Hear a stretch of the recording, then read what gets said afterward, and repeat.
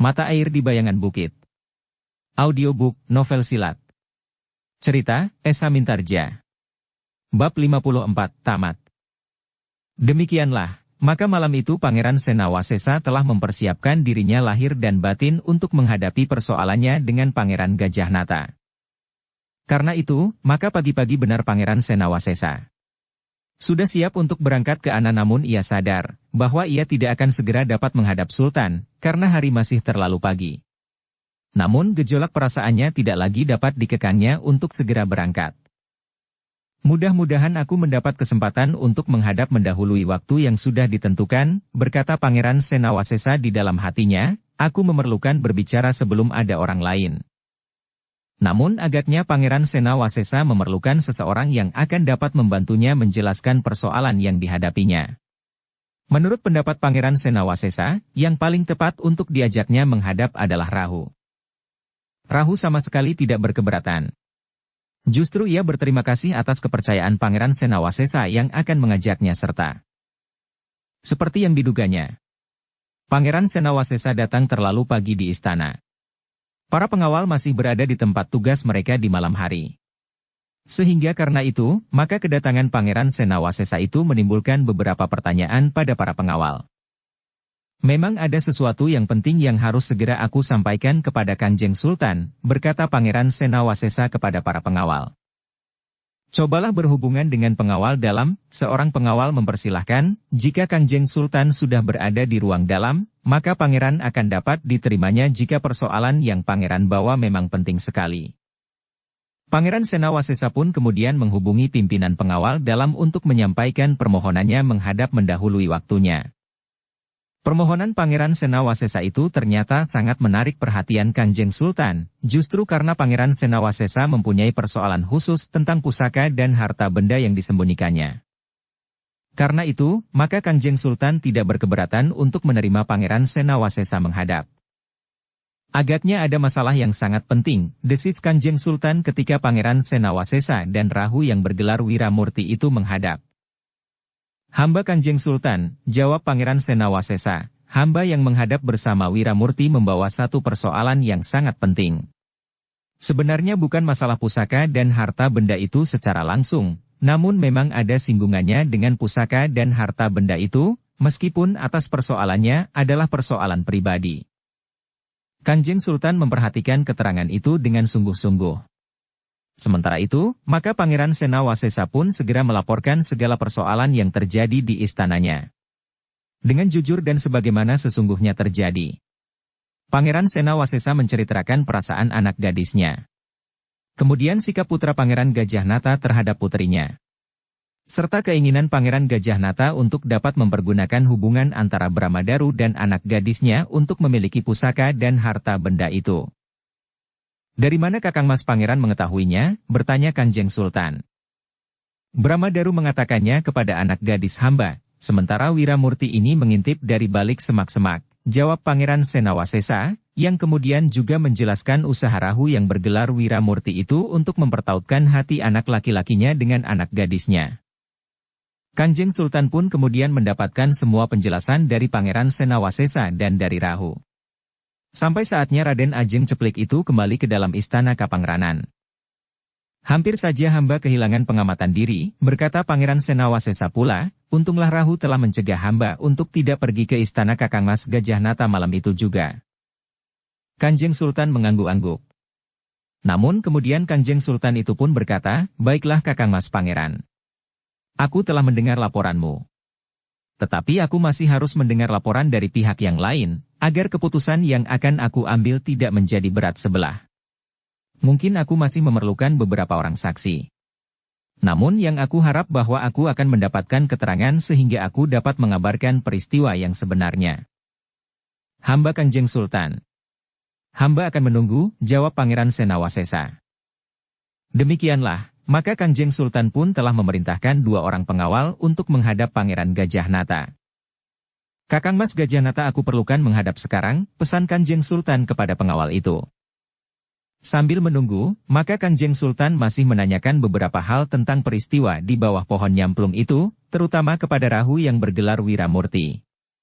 Bahkan Kanjeng Sultan pun bertanya, Wiramurti, Apakah yang kau lakukan itu tidak justru akan dapat berakibat sebaliknya?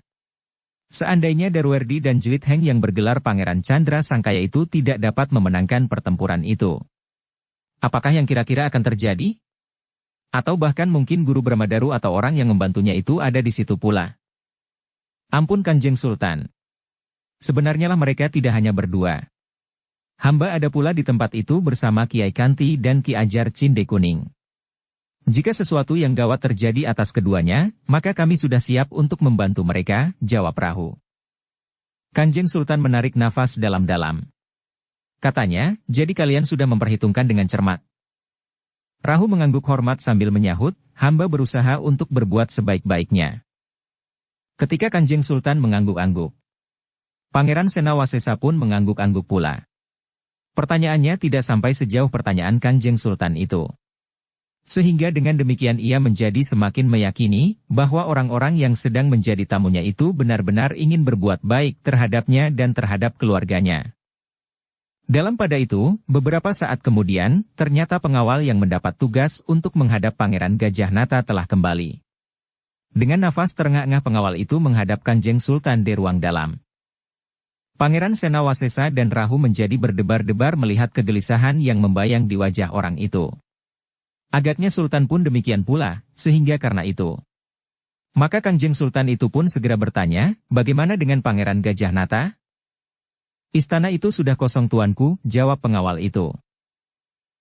Wajah Kanjeng Sultan menjadi tegang, maksudmu bahwa Pangeran Gajah Nata sudah tidak ada di istananya lagi? Hamba tuanku. Ada sekelompok pengawal yang kebingungan di halaman istana. Namun mereka mengatakan bahwa Pangeran Gajah Nata telah meninggalkan istana tanpa membawa seorang pengawal pun. Agaknya yang mengawal pangeran itu bersama putranya adalah Ki Ajar Wurahasniti, guru Raden Brahmadaru dengan beberapa orang kepercayaannya, jawab pengawal itu. Kanjeng Sultan menarik nafas dalam-dalam. Kemudian katanya kepada Pangeran Senawasesa, semuanya sudah jelas sekarang.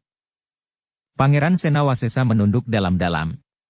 Ada sepercik kekecewaan bahwa ia tidak sempat membuat perhitungan dengan Pangeran Gajah Nata karena anak laki-lakinya telah menghinakan anak gadisnya, meskipun masih belum terlanjur terjadi sesuatu yang merupakan bencana. Dalam pada itu, maka Kanjeng Sultan pun kemudian berkata kepada pengawal yang menghadap, baiklah. Persoalannya akan aku pelajari untuk mengambil satu langkah yang paling baik atas peristiwa ini. Pengawal itu pun kemudian mengangguk hormat sambil menyembah. Baru ketika pengawal itu telah hilang di balik dinding ruangan, maka Kanjeng Sultan itu pun berkala, kita dapat meyakini bahwa peristiwa yang aku dengar, itu bukan sekedar cerita yang berat sebelah. Justru karena Pangeran Gajah Nata meninggalkan istananya, maka aku menjadi semakin pasti, bahwa mereka telah merasa bersalah sehingga lebih baik menghindarkan diri daripada harus mengalami pemeriksaan dan kemudian hukuman. Pangeran Senawasesa tidak menjawab. Sementara itu Kanjeng Sultan berkata selanjutnya, tetapi Kakang Mas Pangeran, aku yakin pula bahwa persoalannya tidak akan berhenti sampai di sini. Kakang Mas Gajah Nata tentu masih akan mengambil langkah-langkah yang akan dapat merupakan ancaman bagi Kakang Mas Senawasesa. Pangeran Senawasesa mengangguk-angguk. Ia menyadari sepenuhnya sebagaimana dikatakan oleh Kanjeng Sultan di Demak itu. Namun dalam pada itu, maka Kanjeng Sultan pun kemudian berkata, tetapi Kakang Mas akan dapat memperkuat pengawalan di istana Kakang Mas. Jika diperlukan, maka kekuatan pengawal itu akan dapat ditambah dengan pengawalan dari Kesatuan Keprajuritan di Demak. Terima kasih, jawab Pangeran Senawasesa, sementara ini biarlah hamba berusaha menjaga diri sendiri. Hamba mempunyai beberapa orang pengawal yang dapat hamba percaya. Bahkan pada saat-saat hamba diambil oleh orang-orang Sanggar Gading, mereka tetap menunjukkan kesetiaan mereka apalagi pada saat ini. Tamu-tamu hamba adalah orang-orang yang memiliki ilmu yang meyakinkan, sementara mereka telah berbuat sejauh dapat mereka lakukan bagi kebaikan hamba dan keluarga hamba. Namun apabila pada satu saat hamba memerlukannya, maka hamba akan mengatakannya. Kanjeng Sultan mengangguk-angguk. Ia mengerti sepenuhnya bahwa tamu-tamu Pangeran Senawasesa memang orang-orang yang memiliki ilmu yang tinggi, sehingga karena itu, untuk saat itu, Pangeran Senawasesa memang tidak memerlukan bantuan bagi pengamanannya.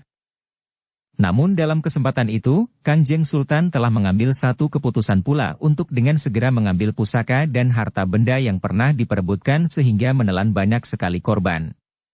Apalagi justru Pangeran Gajah Nata telah berusaha untuk menguasai pusaka dan harta benda itu pula caranya sendiri. Untuk sementara usaha itu memang dapat dianggap gagal. Tetapi mungkin masih ada cara lain yang dapat dipergunakan. Akhirnya Kangjeng Sultan memutuskan untuk memindahkan pusaka dan harta benda itu dengan secara rahasia. Tidak banyak orang di lingkungan istana sendiri yang mengetahuinya. Namun dalam pada itu, Kangjeng Sultan telah mempercayakan pemindahan itu kepada Pangeran Jalayuda. Pangeran Senawasesa sendiri dan beberapa petugas sandi yang dipimpin oleh Rahu yang bergelar Wiramurti. Sabet Kiai Lawang, desis Pangeran Jalayuda. Ya, desis Pangeran Senawasesa, sifat kandel yang memiliki perbawa yang sangat besar sehingga orang percaya bahwa siapa yang memilikinya akan mampu memegang kekuasaan tertinggi di Demak. Didukung oleh harta benda yang tiada terhitung jumlahnya, maka seseorang benar-benar akan dapat berbuat apa saja yang tidak pernah dapat dibayangkan. Pangeran Jalayuda mengangguk-angguk. Namun justru karena itu maka ia telah melakukan tugasnya dengan sangat berhati-hati. Dalam pada itu, sebagaimana diduga orang, sebenarnya lah bahwa pusaka dan harta benda itu memang berada di daerah sepasang Bukit Mati. Tetapi sama sekali tidak berada di Bukit Gundul. Justru di dekat bukit berhutan, berseberangan dengan arah air yang dikuasai oleh orang-orang Lumban. Dalam tugas rahasia itu, telah dikerahkan orang-orang berilmu tinggi untuk mengawalnya, tetapi yang jumlahnya tidak terlalu banyak sehingga tidak banyak menarik perhatian. Untuk mengangkut harta benda itu telah dipergunakan beberapa pedati yang dikendalikan oleh orang-orang berilmu tinggi. Bahkan atas permintaan Pangeran Senawasesa, dalam tugas itu Kiai Kanti dan Ki Ajar Cinde Kuning telah ikut pula bersama dengan kelompok orang-orang berilmu dalam mengemban tugas yang sangat rahasia itu. Sementara itu, untuk mengamankan Raden Ajeng Ceplik di Istana Pangeran Senawasesa, telah ditugaskan beberapa orang prajurit terpercaya untuk meronda dan yang selalu berhubungan dengan para pengawal di luar pengetahuan Raden Ajeng Ceplik sendiri. Di samping para pengawal dan para prajurit, Raden Ajeng Ceplik merasa tenang berada di bawah pengawasan kakaknya Darwerdi dan seorang anak muda yang bernama Jelit Heng. Bahkan perlahan-lahan, Raden Ajeng Ceplik berusaha untuk merubah sikapnya dan menunjukkan kepada kakaknya, bahwa ia tidak akan mengingkari sama sekali kehadiran Ibu Darwerdi meskipun ia berasal dari Padepokan. Meskipun tidak dengan serta-merta. Karena keseganan yang masih membayangi kedua belah pihak, tetapi hubungan antara Raden Ajeng Ceplik menjadi semakin akrab pula dengan Endang Srini dan Swasti. Dalam pada itu, menunggu tugas Pangeran Senawasesa serta penyelesaian di dalam gedung perbendaharaan, maka para tamunya masih tetap berada di lingkungan Istana Kapangranan. Meskipun waktunya tidak terlalu lama, namun telah memberi kesempatan segala pihak untuk dapat saling menyesuaikan diri. Ternyata bahwa tugas yang berat dari Pangeran Jalayuda dan Pangeran Senawasesa itu dapat diselesaikan dengan selamat. Meskipun pusaka dan harta benda itu berada di Lumban, namun demikian cermatnya tugas yang dilakukan, sehingga tidak seorang pun di antara orang-orang Lumban yang mengetahui apa yang sudah terjadi di kabuyutan mereka. Tetapi agaknya justru penyelesaian di gedung perbendaharaan itulah yang memerlukan waktu yang lebih lama, dengan cermat dan hati-hati setiap benda berharga dihitung dan dicatat di atas rontal disaksikan oleh Pangeran Jalayuda dan Pangeran Senawasesa. Demikianlah. Baru ketika tugas itu sudah selesai, maka dengan sengaja telah dihembuskan berita, bahwa pusaka dan harta benda yang diperebutkan itu memang sudah berada di istana, sehingga dengan demikian, maka pergolakan berikutnya memperebutkan harta benda dan pusaka itu tidak akan terjadi lagi. Dengan demikian, maka persoalan yang untuk beberapa lamanya menyelubungi Pangeran Senawasesa, seakan-akan telah terurai seluruhnya. Rasa-rasanya Pangeran Senawasesa tidak lagi mempunyai hutang kepada siapapun juga. Dengan demikian, maka rasa-rasanya hidupnya pun menjadi lebih jernih. Apalagi ketika ia pun kemudian menyadari bahwa putrinya yang semula menyesali kehadiran ibu tirinya, semakin lama menjadi semakin dekat pula. Bahkan kemudian, batas antara keduanya pun seakan-akan telah lenyap. Ternyata bahwa tingkah laku Bramadaru dapat memberikan arti yang bermanfaat bagi kedua anaknya. Seandainya Bramadaru tidak melakukannya, maka masih sulit untuk mencari jalan agar kedua anaknya dapat berbuat sebagaimana dua orang saudara. Apalagi dengan ibu tirinya. Tetapi segalanya kini sudah teratasi. Namun dalam pada itu, masih ada yang harus diselesaikan oleh Pangeran Senawasesa sebagai orang tua. Ia tidak dapat tinggal diam melihat hubungan antara Darwerdi dan Swasti. Bahkan seakan-akan Swasti sudah tidak dapat dipisahkan lagi dari Endang Srini yang merasa pernah diselamatkan jiwanya oleh gadis yang garang itu. Tidak ada keberatan apapun, berkata Endang Srini kepada Pangeran Senawasesa ketika pangeran itu bertanya kepadanya tentang hubungan antara anaknya dengan Swasti, anak Kiai Kanti yang terbiasa hidup dalam kekerasan alam. Aku berharap bahwa pengalaman orang tuanya akan menjadi cermin bagi Darwerdi, bahwa ia akan dapat menjadi seorang yang benar-benar menerima istrinya sebagaimana adanya, serta tidak dapat dipaksa oleh siapapun untuk meninggalkannya kecuali karena keduanya dipisahkan oleh maut. Iya, iya. Aku mengerti, sahut Pangeran Senawasesa sambil mengangguk-angguk. Lalu, adalah menjadi kewajiban kita untuk memberikan kesadaran yang demikian kepadanya, selagi semuanya belum terlanjur. Endang Srini hanya mengangguk-angguk. Tetapi ia berjanji di dalam dirinya, bahwa ia akan menjelaskan hal itu kepada anaknya. Swasti adalah anak Kiai Kanti, seorang penghuni padepokan yang oleh kebanyakan orang disebut tidak berderajat, tetapi itu bukan berarti bahwa anak gadis itu akan dapat diperlakukan sekehendak oleh orang lain yang kemudian menjadi suaminya, meskipun ia adalah seorang bangsawan. Demikianlah, maka seakan-akan segalanya memang sudah selesai. Dengan demikian, maka datang saatnya tamu-tamu Pangeran Senawasesa itu minta diri. Mereka sudah terlalu lama membuat istana Pangeran Senawasesa menjadi terlalu sibuk. Namun dalam pada itu, sebelum mereka meninggalkan istana Pangeran Senawasesa, maka mereka masih dibawa sekali lagi mohon diri kepada Kangjeng Suhan. Sebagaimana mereka datang menghadap, maka mereka pun menghadap pula pada saat mereka akan pergi. Segalanya sudah disiapkan, berkata Kanjeng Sultan, aku akan tetap memegang janjiku. Lambat atau cepat, maka segala-galanya akan kami selesaikan. Sebuah padepokan yang memadai buat Ki Ajar Cinde Kuning dan Kiai Kanti. Air yang cukup bagi Lumban sesuai dengan keinginan Jelit Heng. Dan diminta atau tidak diminta aku akan menyiapkan sebuah istana Kapangranan dan akan aku serahkan bersama kekancingan pengangkatannya sebagai pangeran. Jelit Heng hanya menundukkan kepalanya. Sebenarnya ia tidak menginginkan apa-apa lagi. Ia hanya menginginkan agar Lumban menjadi daerah yang hijau. Air dapat dikendalikan lebih baik tanpa menghisapnya sampai kering sehingga arus di bawah tanah itu tidak dapat memberikan apa-apa lagi bagi daerah jauh di arah bawah.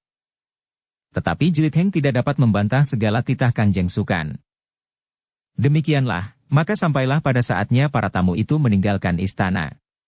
Namun dalam pada itu, setelah diadakan pembicaraan yang mendalam, maka Endang Srini telah minta kepada Kiai Kanti agar Swasti tetap berada di istana Pangeran Senawasesa. Sementara itu agaknya Raden Ajeng Ceplik juga tidak berkeberatan setelah ia mengetahui hubungan yang terjalin antara kakaknya dengan gadis itu. Dalam pada itu, Rahu yang kembali ke kesatuannya bersama Semi yang diakunya sebagai adiknya itu, ikut pula melepaskan mereka yang meninggalkan istana itu. Pada satu pagi yang cerah, beberapa ekor kuda telah siap di halaman. Ternyata bahwa tujuan mereka pertama-tama memang luruhan. Ki Ajar Cinde Kuning dan Kiai Kanti seakan-akan hanya menurut saja kemana Jelit Heng akan pergi. Ketika mereka sudah berada di Regol, maka Pangeran Senawasesa pun berkata kepada Jelit Heng, segala yang dijanjikan Kanjeng Sultan tentu akan segera dipenuhi. Kami tidak tergesa-gesa Pangeran, jawab Jelit Heng. Namun kata-katanya tertegun ketika di luar sadarnya tatapan matanya bertemu dengan tatapan mata yang bulat bening. Jelit Heng segera melemparkan pandangan matanya kepada Rahu. Sementara itu, Raden Ajeng Ceplik yang ikut pula mengantar mereka sampai ke Regol telah menundukkan kepalanya dalam-dalam. Dalam pada itu, hampir di luar sadarnya Pangeran Senawasesa pun kemudian berkata kepada Jelit Heng, nah, kau harus juga minta diri kepada Ambarsari. Kau sudah menyelamatkannya 2 kali. Begitu orang-orang Sanggar Gading membawa aku, ternyata ada di antara mereka yang telah kembali dan berusaha mengambil anak gadisku. Kau ternyata lelah menyelamatkannya dengan membunuh orang-orang Sanggar Gading itu. Kemudian untuk kedua kalinya kau telah menolongnya ketika ia melarikan diri bersama Bramadaru. Ah, desah Raden Ajeng Ceplik. pada para penjaga, berkata Rahu. Jlit Heng menjadi berdebar-debar. Rasa-rasanya keringatnya mulai membasahi tubuhnya. Apalagi ketika tiba-tiba saja ia melihat Darwerdi yang berdiri di samping ibunya, dan di sebelahnya adalah Swasti yang ikut mengantar ayahnya sampai ke Regol pula. Namun akhirnya Jlit Heng berhasil menguasai dirinya. Ia tidak lagi membiarkan dirinya terombang-ambing oleh perasaannya. Karena itu, sebelum ia meloncat ke punggung kuda, maka ia masih sempat sekali lagi mohon diri kepada orang-orang yang mengantarnya sampai ke gerbang. Bahkan kemudian kepada Raden Ajeng Ceplik ia berdesis lambat, "Aku mohon diri puteri." Raden Ajeng Ambarsari itu pun menjawab lambat pula, "Selamat jalan pangeran." Wajah Jlit Heng menjadi merah. Dengan sendat ia berkata, "Jangan panggil aku demikian Raden Ajeng." Raden Ajeng Ceplik tidak menjawab. Tetapi ketika Jlit Heng memandanginya putri itu tersenyum. Jlit Heng tidak berkata apa-apa lagi. Bahkan ia bagaikan menjadi bingung ketika Rahu pun mendekatinya sambil tersenyum dan berbisik, "Kau memang seorang pangeran. Bukankah sebentar lagi akan kau terima kekancingannya dan akan dilakukan wisuda?" Jlit Heng tidak dapat menjawab. Namun jantungnya terasa berdebaran. Demikianlah semuanya kemudian telah minta diri. Sejenak kemudian beberapa ekor kuda telah berderap meninggalkan istana Pangeran Senawasesa. Beberapa orang yang berdiri di gerbang melambaikan tangannya. Di antara mereka adalah Putri Ambarsari yang sehari-hari dipanggil Raden Ajeng Ceplik. Belum lagi mereka meninggalkan gerbang itu beberapa puluh langkah.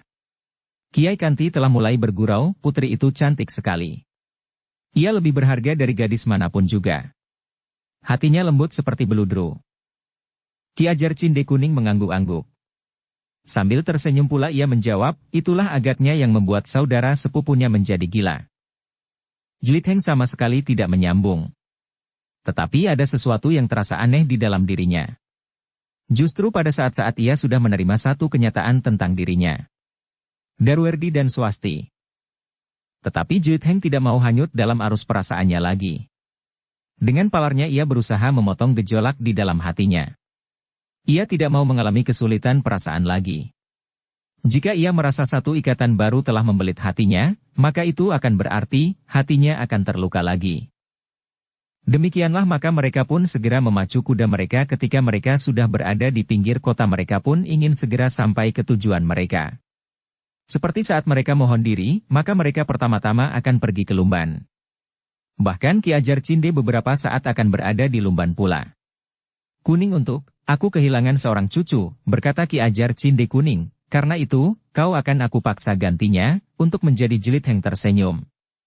Katanya, "Bagaimana mau, jika aku tidak, bukit berhutan di daerah sepasang bukit mati itu akan aku hancurkan. Airnya akan aku keringkan dan Lumban akan menjadi padang yang gersang," jawab Ki Ajar Cinde Kuning.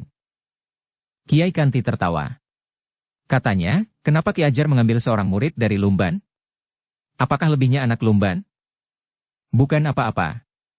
Anak Lumban sudah terbiasa hidup dalam kemiskinan sehingga mereka mempunyai kemampuan untuk berprihatin," jawab Ki Ajar sambil tersenyum. "Itu tidak adil," Jlit Heng menyahut, "seharusnya Ki Ajar bukan memanfaatkan kemiskinan orang-orang Lumban. Tetapi berusaha untuk menolongnya, merubah cara hidupnya." Ki Ajar Cinde Kuning dan Kiai Kanti pun tertawa. Tetapi mereka tidak menjawab lagi. Namun yang dikatakan Jlit Heng dalam guraunya itu bukannya hanya dapat dikatakannya. Di hari-hari berikutnya, ia telah benar-benar bekerja untuk Lumban. Ketika ia datang lagi ke Lumban ia telah disambut oleh anak-anak Lumban bukan saja dari Lumban Wetan, tetapi juga dari Lumban Kulon. Pengalaman yang terjadi atas anak-anak muda Lumban benar-benar telah memberikan satu nafas kehidupan baru. Anak-anak Lumban yang terbagi itu tidak lagi saling bermusuhan. Tetapi mereka benar-benar berusaha untuk dapat meningkatkan hidup seluruh kabuyutan Lumban tidak pandang Lumban Wetan atau Lumban Kulon. Dalam pada itu, apa yang dijanjikan Kangjeng Sultan pun segera menyusut Jlit Heng sebagaimana dikehendaki. Kangjeng Sultan telah mengirimkan beberapa orang yang memiliki kemampuan untuk mengatur air. Bukan saja beberapa, tetapi Kangjeng Sultan juga mengirimkan beberapa jenis alat dan biaya untuk membuat saluran-saluran air yang lebih baik. Sekaligus membuat sebuah padepokan kecil buat Kiai Kunti. Sementara itu, Ki Ajar Cinde Kuning pun agaknya lebih senang tinggal di Lumban. Padepokanku telah dikotori dengan kedengkian dan ketamakan. Apalagi anak dan cucuku sudah tidak bersamaku lagi. Karena itu, agaknya aku lebih senang tinggal bersama Kiai Kanti. Di sini aku mendapatkan seorang saudara laki-laki untuk menggantikan saudara kembarku dan seorang cucu, katanya. Bagus sekali, sahut Kiai Kanti. Jika demikian, kita akan bersama-sama membangun daerah ini. Biarlah sisa hidup kita ini ada gunanya, berkata Ki Ajar kemudian. Ya, jawab Kiai Kanti, jika kita memilih menyepi, mungkin akan sangat berarti bagi sisa hidup kita sendiri. Tetapi tidak memberikan manfaat kepada sesama. Di sini kita masih mendapat kesempatan untuk berbuat sesuatu bersama-sama dengan orang Lumban. Karena itulah, maka padepokan kecil Kiai Kanti telah Cilereng Bukit Berhutan. Tetapi di bawah lereng bukit sebagai Cilereng Bukit Berhutan. Tetapi di bawah lereng bukit sebagaimana pernah dirancangnya dengan demikian, maka di bawah lereng bukit itu kemudian terhampar sebuah padepokan. Ketika orang-orang yang dikirim oleh Kangjeng Sultan telah kembali ke Demak, maka anak-anak muda Lumbanlah yang membantu menyempurnakan padepokannya. Di seputar padepokan kecil itu terdapat ladang dan pategalan yang tidak terlalu luas yang dikerjakan dan akan menjadi landasan makan Kiai Kanti dan Ki Ajar Cinde Kuning serta Jelit Heng, bahkan kemudian kedua adik seperguruan Ki Ajar Cinde Kuning pun sering berada di padepokan itu pula. Meskipun demikian Jelit Heng masih saja mondar-mandir antara padepokan itu dan rumah biungnya yang tua, yang menyambut kedatangannya kembali dengan air mata. Demikianlah dari hari ke hari, kehidupan di Lumban itu menjadi semakin mapan. Sawah menjadi bertambah hijau dan dataran-dataran yang kering telah menjadi sawah. Saluran-saluran air yang dibuat oleh anak-anak muda Lumban di bawah petunjuk beberapa orang yang memang memiliki pengetahuan tentang itu, telah membuat tanah di seluruh Lumban menjadi subur. Penguasaan air dari bukit dan pembagian air di dataran menjadi lebih teratur dan mengarah. Dengan demikian, maka dari hari ke hari, perkembangan menjadi semakin nyata ditilik dari kesejahteraan hidup orang-orang Lumban. Mereka tidak lagi kekurangan makan sementara kelebihan dari hasil panen dapat mereka tukarkan dengan keperluan hidup sehari-hari, bahkan di sudut-sudut pasar telah berdiri pandai-pandai besi yang dapat membuat alat-alat pertanian mereka dan memenuhi kebutuhan sendiri. Lumban tidak perlu lagi membeli dari luar kabuyutan mereka, cangkul, parang, sabit dan peralatan-peralatan lain. Dalam suasana yang jauh lebih baik dari sebelumnya. Lumban telah dikejutkan oleh kehadiran beberapa orang berkuda. Sebuah iring-iringan kecil yang langsung menuju ke padepokan di bawah lereng bukit. Ki Ajar Cinde Kuning dan Kiai Kantin yang sedang bekerja di sawah terkejut melihat kehadiran mereka. Dengan tergesa-gesa mereka menyongsong iring-iringan kecil itu yang terdiri dari Pangeran Senawasesa, Raden Ajeng Ambarsari diikuti oleh Rahu yang bergelar Wiramurti dan 3 orang pengawal. Pangeran mengejutkan kami, berkata Ki Ajar Cinde Kuning. Setelah sekian lamanya tidak melihat Lumban. Terasa aku menjadi rindu-rindu alas sepanjang bukit mati ini, dan rindu kepada kabuyutan yang menurut perhitunganku tentu sudah berubah. Sebenarnya lah kabuyutan ini memang sudah berubah, berkata Pangeran Senawasesa. Sementara itu Rahu menyambung, Lumban memang membuat kita yang pernah tinggal di sini menjadi rindu untuk sekali-sekali melihatnya kembali. Tetapi di mana Jelit Heng? Ia ada di kabuyutan. Tetapi silahkan naik ke pendapa, aku akan memanggilnya, jawab Kiai Kanti. Kia akan pergi ke Lumban, bertanya Rahu. Tidak, aku akan memanggilnya dari sini, jawab Kiai Kanti.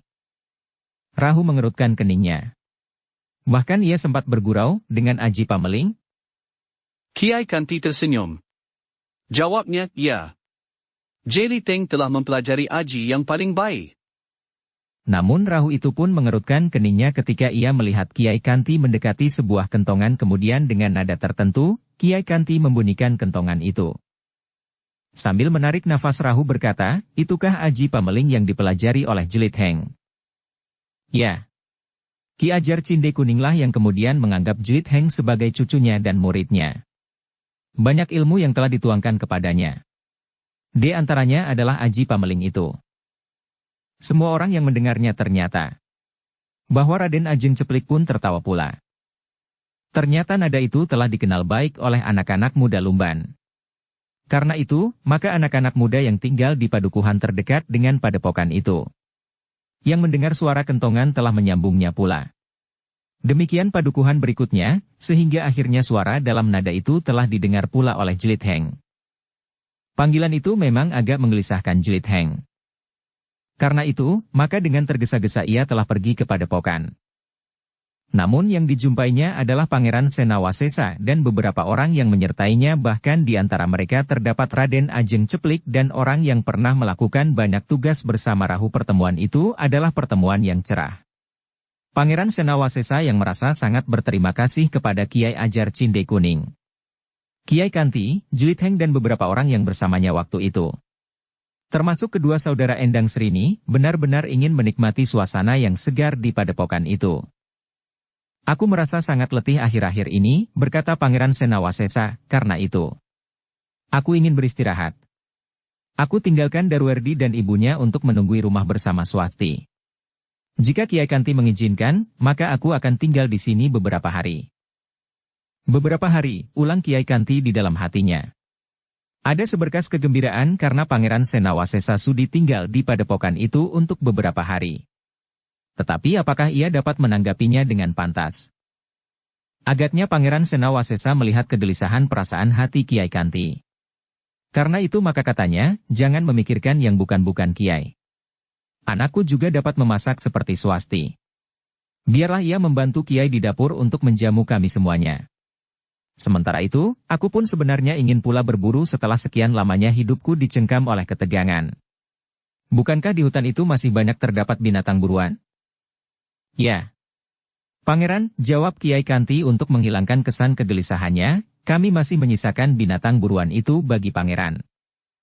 Pangeran Senawasesa tertawa. Katanya, baiklah. Besek aku akan berburu. Demikianlah, maka Pangeran Senawasesa yang akan bermalam di padepokan itu telah membuat Kiai Kanti dan Jelit Heng sibuk. Mereka menyiapkan bilik-bilik yang ada dan membenahi sebaik-baiknya. Namun dalam pada itu, sebenarnya lah Pangeran Senawasesa memang mempunyai satu kepentingan khusus dengan Kiai Kanti sehubungan dengan persoalan anaknya, Darwerdi dan Swasti, yang kemudian secara khusus telah dibicarakannya.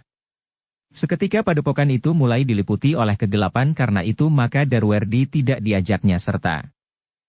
Dalam pada itu, sementara ayahandanya berbincang dengan Kiai Kanti dan ditunggui pula oleh Ki Ajar Cinde Kuning, maka Raden Ajeng Ambarsari telah berbincang sendiri dengan Rahu dan Jelit Heng. Banyak hal tentang padepokan itu yang ditanyakan.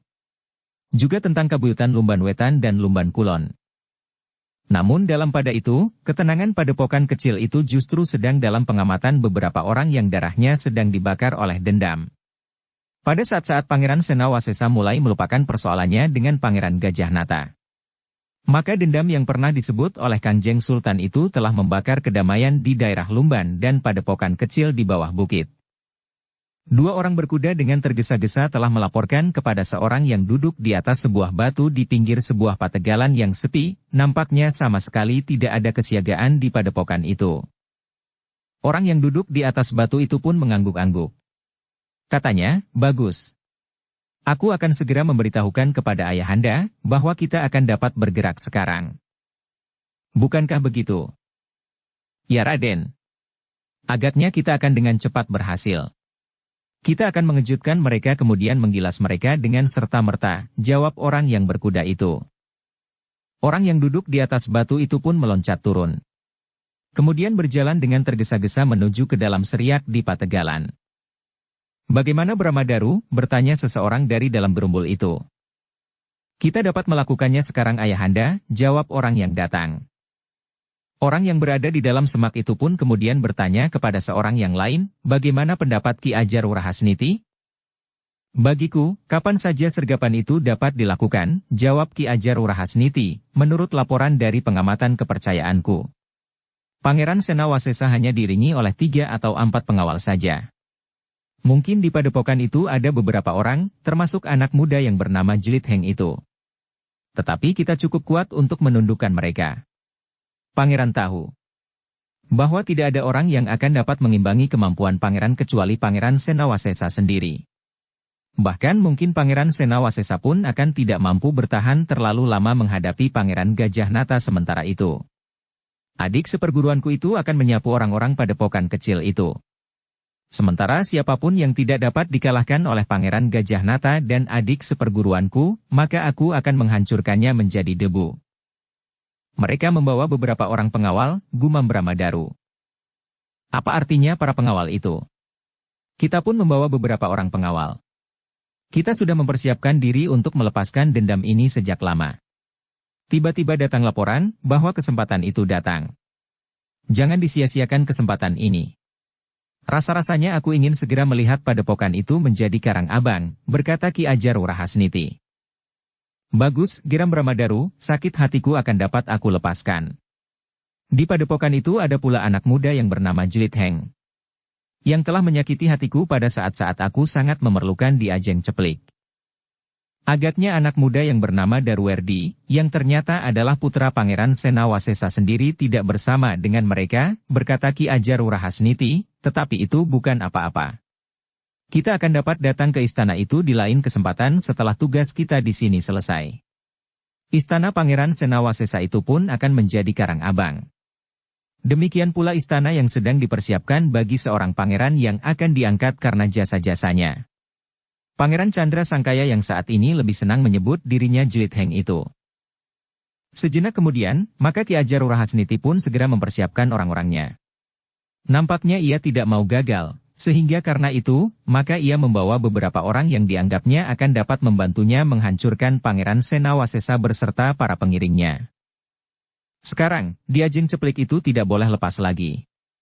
Nasibnya akan menjadi bertambah buruk, justru karena kesalahan kakaknya itu, geram Bramadaru. Kau terlalu terikat kepada gadis itu, potong ayahandanya, kita akan menyelesaikan persoalan yang penting lebih dahulu. Bukankah semua kegagalan ini juga disebabkan karena perhatianmu yang berlebihan terhadap Ceplik? Sehingga kau telah merubah rencana yang seharusnya kita lakukan di bawah pohon nyamplung itu? Tidak ayahanda. Seandainya di Ajeng aku serahkan pada saat itu kepada orang yang bertugas mencegatku, maka akibatnya akan sama saja, karena rupa-rupanya Darwerdi dan Jelit Heng sudah mengikuti aku sejak dari istana, jawab Bramadaru. Gajah Nata tidak menjawab lagi. Ia tidak mau bertengkar. Kesulitan perasaannya sudah cukup parah. Bahkan sejak ia meninggalkan istananya rasa-rasanya ia sama sekali tidak pernah merasa dapat duduk tenang dan dapat tidur nyenyak barang sekejap pun. Sejenak kemudian, Ki Ajar Rahasniti telah siap dengan orang-orangnya. Dengan suara bernada berat ia memberikan beberapa pesan. Orang-orangnya itu harus tahu bahwa yang dihadapi adalah orang-orang yang cukup berilmu. Serahkan Pangeran Senawasesa kepada Pangeran Gajah Nata, berkata Ki Ajar Rahasniti, kemudian orang yang paling baik di antara mereka akan aku hadapi langsung. Sementara itu, yang lain akan dapat kalian musnahkan. Serahkan anak muda yang bernama Jelit Heng itu kepadaku, berkata Bramadaru. Kau sudah dikalahkannya, desis Pangeran Gajah Nata. Tidak ayahanda, sahut Bramadaru, saat itu aku menghindar, karena Darwerdi pun tentu akan ikut melawanku. Tetapi sebenarnya aku sendiri belum dikalahkannya. Goresan-goresan kecil di tubuhku itu sama sekali tidak berarti bagiku, Bramadaru berhenti sejenak. Namun kemudian ia melanjutkan, tetapi ada juga baiknya, berikan seorang kawan kepadaku. Ki Ajar Rahasniti menarik nafas dalam-dalam. Desisnya, sebenarnya aku percaya bahwa Raden akan dapat mengalahkannya tanpa bantuan orang lain. Tetapi ketegangan di hati Raden memang akan dapat berpengaruh. Karena itu, aku tidak berkeberatan jika seseorang akan membayangi Raden dalam pertempuran nanti. Bramadaru mengangguk-angguk. Namun ia tidak dapat mengingkari kenyataan bahwa ia memang sudah dikalahkan oleh anak muda yang bernama Jelit Heng seandainya ia tidak melarikan diri meskipun Darwerdi tidak datang membantunya. Demikian, maka sejenak kemudian, orang-orang Ki Ajar Rahasniti itu pun sudah mulai bergerak.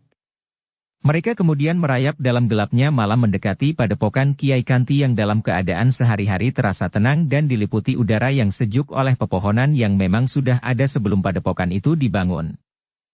Kita akan mengepung padepokan itu, berkata Ki Ajar Rahasniti, tidak boleh seorang pun di antara mereka yang lolos.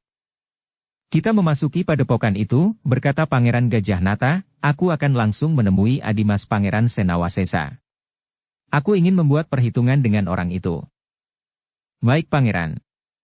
Kita akan melalui gerbang di depan, sementara yang lain akan meloncati dinding dan memasuki padepokan lewat segala arah, sahut Ki Ajar. Lalu katanya, aku akan memberikan pertanda jika saatnya sudah tiba. Aku akan membunyikan isyarat burung kedasi. Dua orang di arah lain akan menyambung isyarat itu sehingga semuanya akan dapat mendengarnya. Para pengikut Ki Ajar itu mendengarkan dengan saksama. Sambil mengangguk-angguk mereka pun kemudian menerima perintah untuk mulai menebar. Ki Ajar Urahasniti dan Pangeran Gajah Nata sudah berada di depan pintu gerbang halaman padepokan yang tidak tertutup rapat. Sebuah lampu minyak menyala di bagian dalam, namun tidak dapat menerangi seluruh halaman depan padepokan yang cukup luas. Sementara Bramadaru sudah bersiap pula untuk meloncat dari samping apabila isyarat itu sudah diberikan. Ki Ajar masih menunggu sejenak sambil memperhatikan suasana. Nampaknya padepokan itu sepi-sepi saja. Ketika Ki Ajar membuka pintu yang tidak diselak itu, maka dilihatnya beberapa orang masih duduk di pendapa. Agaknya setelah Pangeran Senawasesa selesai berbicara tentang Darwerdi dan Swasti, yang kedua-keduanya tidak diajak bersama mereka ke padepokan itu. Maka yang lain pun telah dipersilahkan untuk duduk-duduk di pendapa pula. Sekarang Pangeran, bertanya Ki Ajar. Ya. Agaknya Adima Senawasesa duduk di pendapa itu dengan beberapa orang yang kurang aku kenal, sahut Pangeran Gajah Nata. Jangan hiraukan mereka, sahut Ki Ajar Urahasniti, orang-orangku akan menghancurkan mereka. Mungkin mereka juga termasuk orang-orang berilmu yang menurut pendengaran kita telah membantu Pangeran Senawasesa.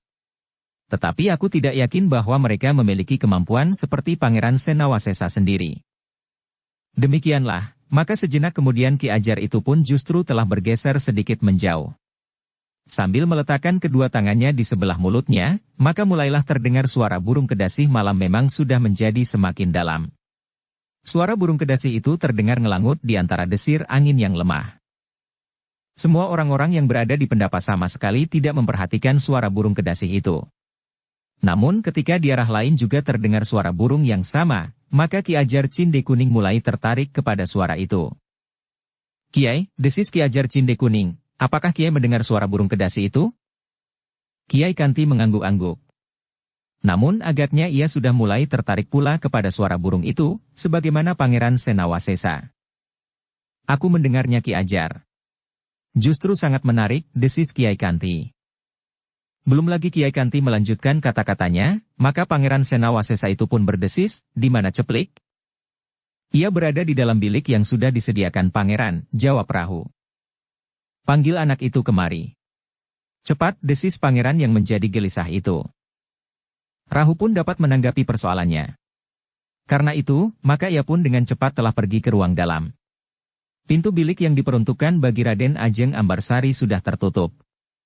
Namun Rahu pun telah mengetuknya, Putri. Ayahanda memanggil. Apakah Putri sudah tidur? Raden Ajeng Ceplik terkejut. Dengan serta-merta ia pun bangkit sambil bertanya, di mana ayahanda sekarang? Di pendapa. Ada sesuatu yang penting, jawab Rahu. Raden Ajeng Ceplik itu masih berbenah diri sejenak, sedangkan Rahu menjadi gelisah. Sementara itu, maka Jiteng pun telah diperintahkan untuk memberitahukan kepada para pengawal yang berada di Gandok untuk bersiap. Suara burung kedasi itu sangat menarik perhatian pangeran, berkata Jilid Heng. Ketiga pengawal itu pun kemudian mempersiapkan dirinya. Senjata mereka pun telah melekat di lambung untuk menanggapi setiap kemungkinan yang bakal terjadi. Sementara itu, Jiteng pun telah berbenah diri pula. Pedang tipisnya telah digantungkannya pada ikat pinggangnya.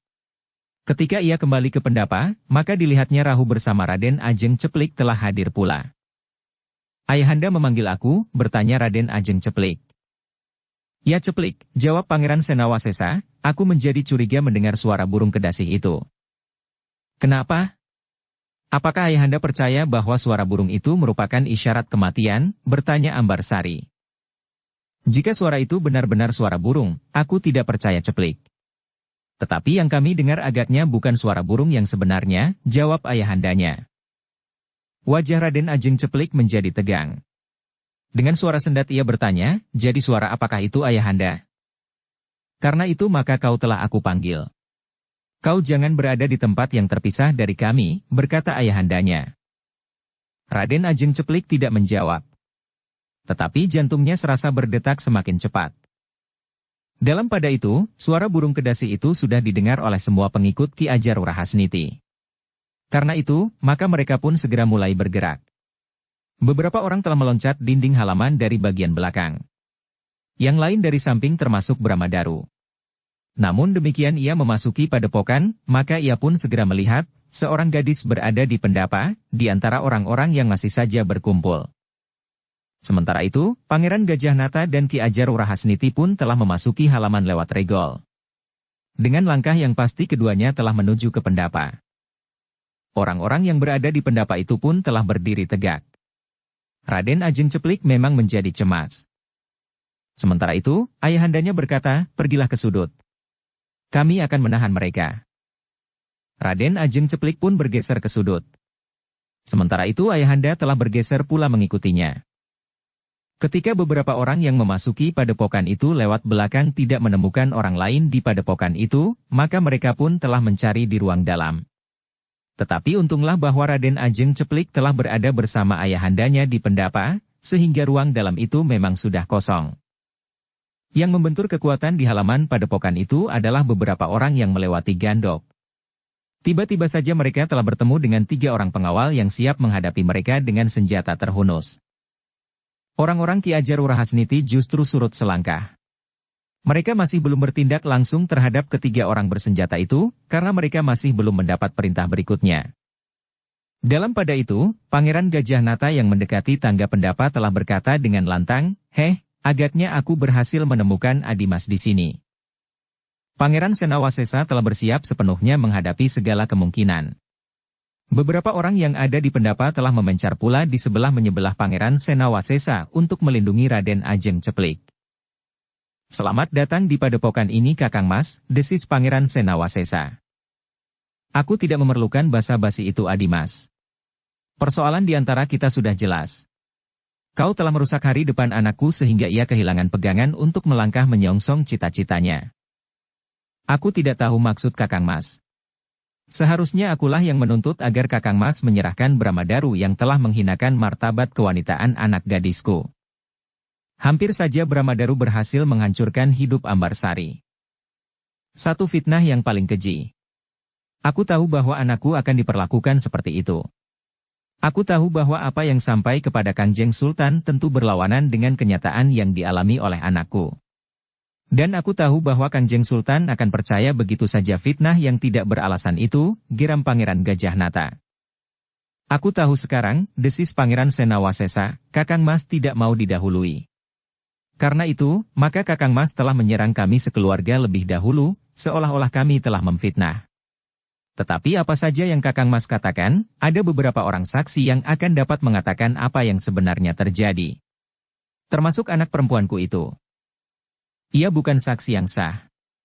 Ia akan dapat mengatakan apa yang kau pesankan Adimas," bantah Pangeran Gajah Nata, "tetapi baiklah kita tidak usah berbantah.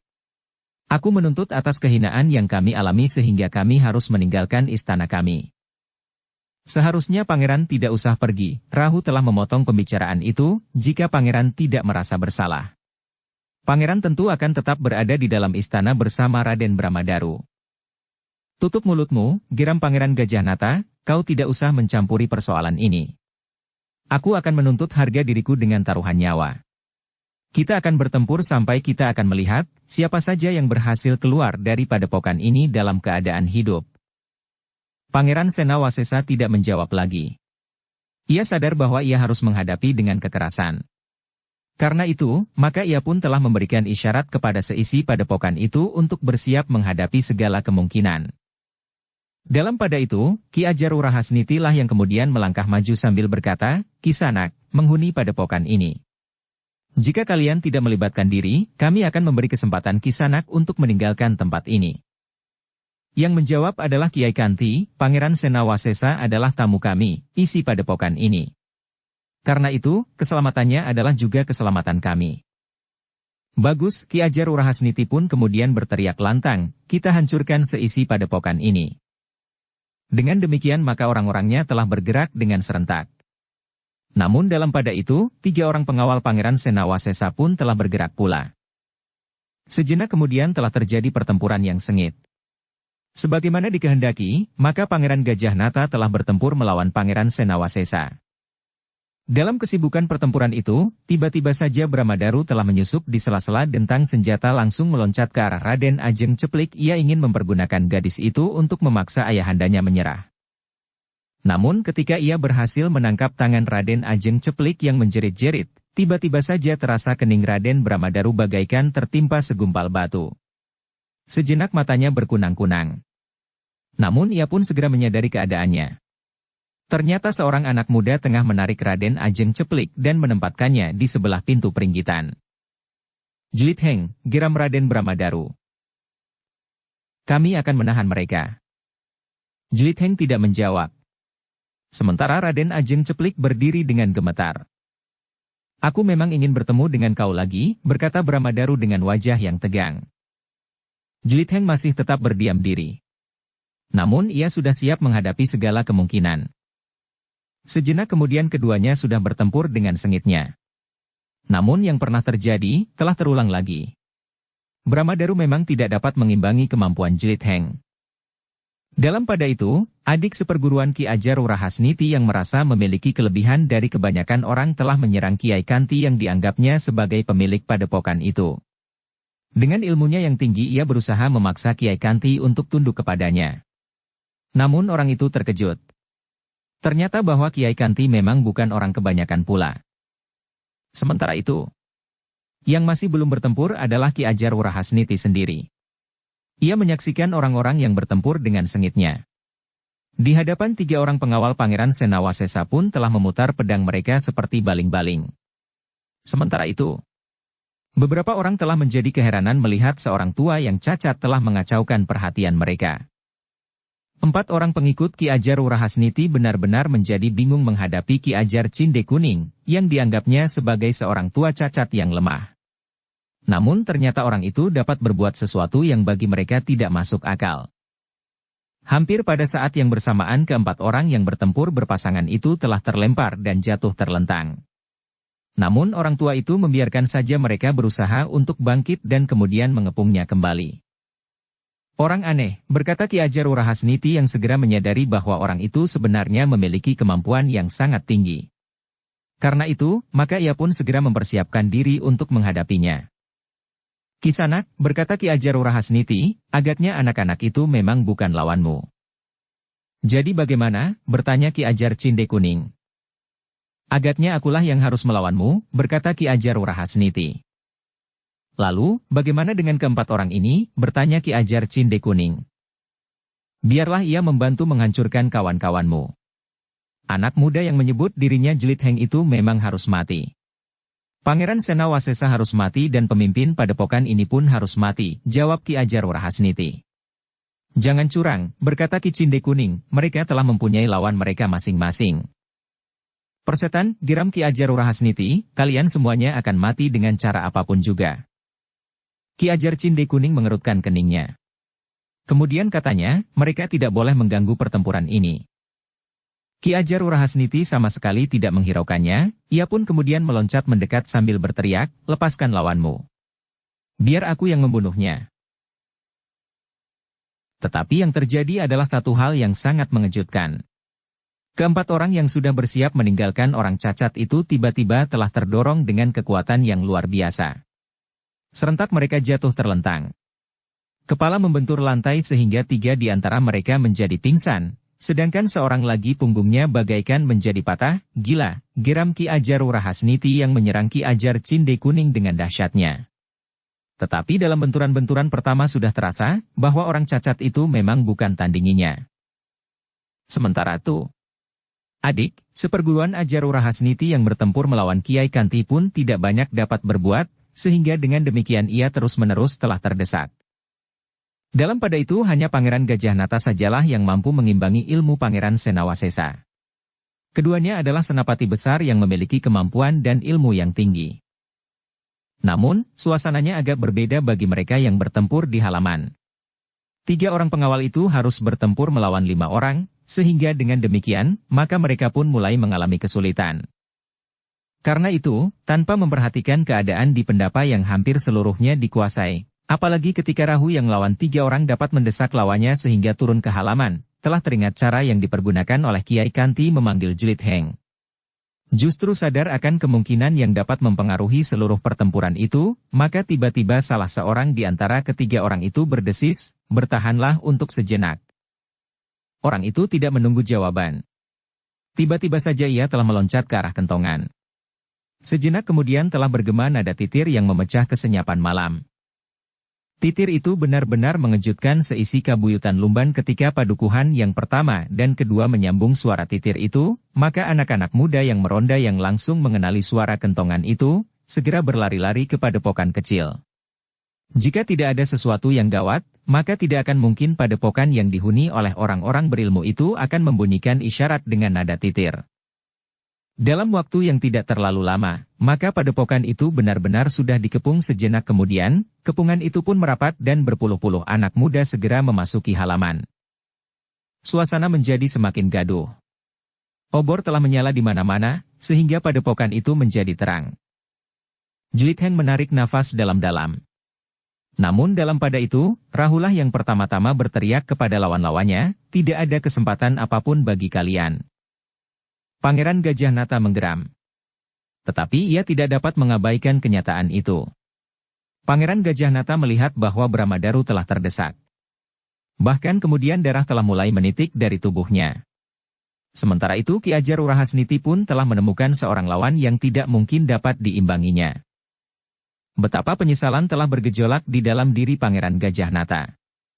Namun ia menghadapi satu keadaan yang tidak dapat diingkarinya lagi. Jantungnya bagikan terlepas ketika ia mendengar Bramadaru menjerit tertahan. Luka yang panjang telah tergores di dadanya meskipun tidak terlalu dalam. Akhirnya tidak ada pilihan lain bagi Pangeran Gajah Nata sebelum anaknya terbunuh oleh anak muda yang bernama Jelit Heng dan bergelar Pangeran Chandra Sangkaya yang bersenjata pedang yang tipis itu. Kecuali menghentikan pertempuran. Sambil meloncat mundur Pangeran Gajah Nata pun berdesis, "Baiklah kami menyerah." "Tidak," teriak Bramadaru. Tetapi suaranya terputus. Sebuah goresan telah melukai lambungnya. Sementara itu anak-anak muda Lumban dengan segala macam senjata telah merayap semakin mendekat pendapa. Bahkan beberapa di antara mereka telah berdiri di pinggir arena pertempuran antara para pengawal di halaman. Ki Ajar Urahasniti sendiri tidak mencegah penyerahan itu, karena ia pun tidak akan mampu berbuat apa-apa. Apalagi mereka tidak akan dapat mengabaikan puluhan anak-anak muda yang berada di halaman. Maka pertempuran itu pun kemudian berakhir sebelum jatuh seorang korban pun yang terbunuh, meskipun ada di antara mereka yang luka-luka. Dengan demikian, maka mereka pun telah diperlakukan sebagai tawanan, meskipun Pangeran Gajah Nata mendapat perlakuan yang khusus. Tangannya tidak diikat dengan tampar atau janget, tetapi sehelai kain sekedar disangkutkan saja di pundaknya sebagai pertanda bahwa ia adalah seorang tawanan meskipun ia seorang bangsawan. "Maaf Pangeran," desis Rahu, "kami tidak mempunyai cinde sehelai pun di sini." Pangeran Gajah Nata hanya dapat menggeram. Satu pengalaman baru telah terjadi di dalam hidup Jelit Heng setelah pertempuran itu. Di hari berikutnya, ketika Pangeran Senawasesa bersiap untuk kembali ke Demak dan menitipkan para tawanan di padepokan itu sampai saatnya prajurit Demak mengambil mereka, maka terdengar Raden Ajeng Ceplik berbisik, "Datanglah ke Demak. Kau lebih baik tinggal di sana. Istanamu sudah hampir siap." Di luar sadarnya Jelit Heng menjawab, "Aku tidak akan dapat tinggal seorang diri dalam istana yang besar itu." Namun sambil tersenyum Raden Ajeng Ambarsari itu berkata, "Aku akan mengawanimu." Wajah Jelit Heng menjadi merah. Namun jantungnya terasa bagaikan mengembang. Tetapi Raden Ajeng Ceplik itu benar-benar telah menghidupkan kembali gairah di dalam hati Jelit Heng menentang masa depannya. Ketika iring-iringan Pangeran Senawasesa meninggalkan padepokan, karena pangeran itu telah memperpendek kunjungannya dan membatalkan niatnya untuk berburu berhubung dengan peristiwa yang tidak diduga sebelumnya itu. Raden Ajeng Ceplik masih selalu berpaling dan melambaikan tangannya. Jelit Heng terkejut ketika ia mendengar suara berbisik di sampingnya, "Kau adalah cucuku. Aku akan menjadi ganti orang tuamu jika kau memerlukan aku datang menghadap Pangeran Senawasesa." "Ah," Jelit Heng hanya berdesah. Ki Ajar Cinde Kuning tersenyum. Bahkan Kiai Kanti pun tersenyum pula. Kiai Kanti ternyata merasakan satu kebahagiaan setelah ia mengetahui bahwa ada sesuatu terselip di hati Jlit Heng terhadap Raden Ajeng Ambarsari dan demikian pula sebaliknya.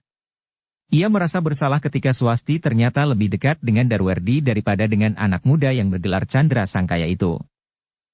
Tetapi untuk beberapa saat Jlit Heng masih tetap berada di Lumban.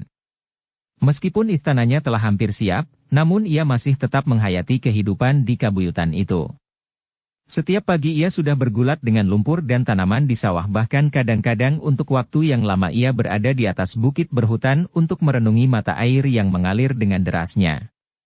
Mata air yang kemudian sudah dapat dikendalikan dan bermanfaat bagi kehidupan di kabuyutan Lumban. Namun dalam pada itu, Jlit Heng bukan saja menjadi orang yang sangat berarti bagi Lumban. Tetapi ia juga merupakan seorang murid yang dibanggakan oleh gurunya, Ki Ajar Cinde Kuning. Meskipun demikian, waktunya tidak dihabiskannya di dalam sanggar, karena agaknya lumpur dan air tetap merupakan bagian dari hidupnya sehari-hari. Demikianlah air dari atas bukit itu kemudian menjadi semakin teratur mengalir menuruni tebing dan memencar menusuk ke kedalaman tanah persawahan di Lumban yang menjadi semakin subur. Jika aku harus meninggalkan kabuyutan ini, maka aku telah melihat tanah ini menjadi hijau, berkata Jlit Heng di dalam hatinya. Sebenarnya lah bahwa ia tidak dapat mengingkari gejolak perasaan di dalam dirinya, bahwa ia tidak akan pernah melupakan Raden Ajeng Ceplik untuk seterusnya. Dan ternyata bahwa Jlit Heng telah menyongsong hari-hari yang berbahagia. Tamat. Dukung kami dengan subscribe, follow, like, komen dan share. Terima kasih.